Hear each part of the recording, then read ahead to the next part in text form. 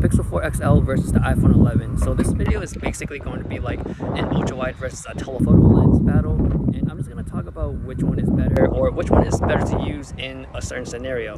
But for video, I'm going to bet the iPhone's going to win because we didn't hear any updates about the Pixel 4.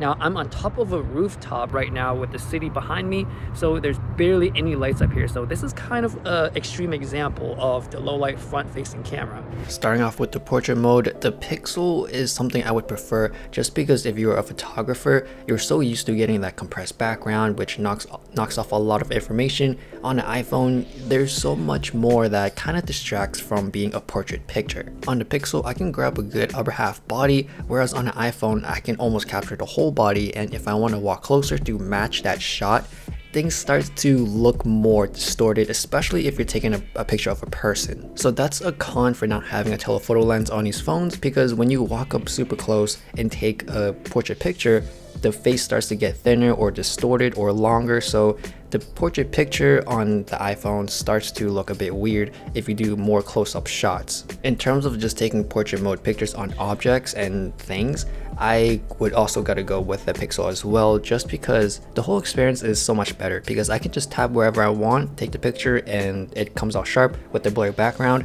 On an iPhone, I would have to play around with my distance because it tells me that the object's too far or too close, and I have to wait until the background is blurry and I can see the portrait effect. That's when I know I can take a portrait picture. So I can take portrait mode pictures on a Pixel faster than an iPhone. Now in terms of just everyday use of the ultra wide versus the telephoto, for me, I would go with the ultra wide because when I'm walking around the city, I can get more epic shots, get more of the environment, and I barely use a telephoto lens unless I have to. And if I zoom into the 2x on iPhone that matches on the Pixel, the quality looks so similar that I can't tell which one is better. When I start to see the difference, that's when I'm indoors or in lower light situations, and of course if I zoom in all the way in with the Pixel on the 8x versus the iPhone which is 5x, the picture quality on the Pixel comes out better.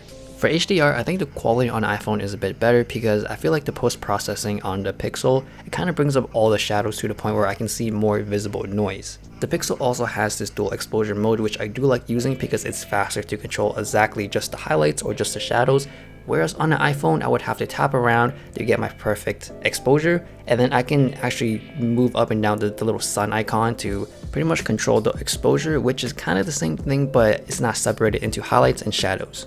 Now moving on to low light, for the iPhone I would kind of stay away from the ultra wide angle unless you're in the city with a bunch of lights, then that will look pretty decent. During these nighttime shots, I gotta say the white balance is inconsistent in both phones because sometimes the white balance is better on the iPhone and sometimes it's better on the Pixel.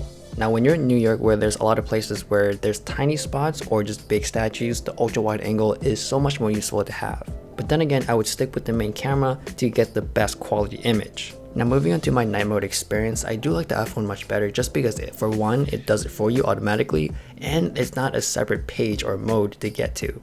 It's nice on the Pixel that it does suggest you to take a night mode picture, and then when you press on that, it goes straight to your night mode. Now comparing the two, I would say the biggest advantage on the Pixel is that you can actually do night mode on the front facing camera. So if you do selfies and it's too dark, definitely night mode does help, whereas on the iPhone it doesn't really offer that at all. Both of them do look really good in terms of the difference between regular and night mode, but I gotta say the iPhone looks just a little bit more natural because on the darker spots it's actually dark like actual shadows, whereas on the Pixel it feels like it's trying to bring up those shadows and you can see more noise. Now moving on to video, in 4K 30 the stabilization looks really similar. I can't really tell which one is better. The difference here is that the field of view on iPhone is much wider, whereas on the Pixel it's a bit more zoomed in.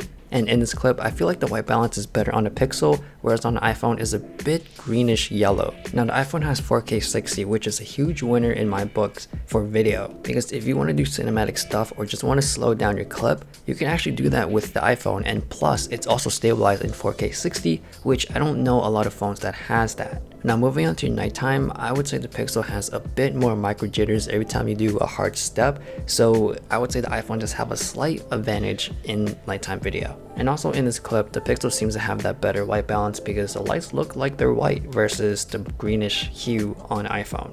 Same with the pictures, I wouldn't recommend ultra wide mode in nighttime as well for video. It's cool that you can see more of the stuff, like the whole building, but the quality, I can see more noise and it's just not as good. So that's the biggest trade-off. I also tried to 2x on the Pixel and zoom in on the iPhone, and surprisingly, I like the iPhone video much better.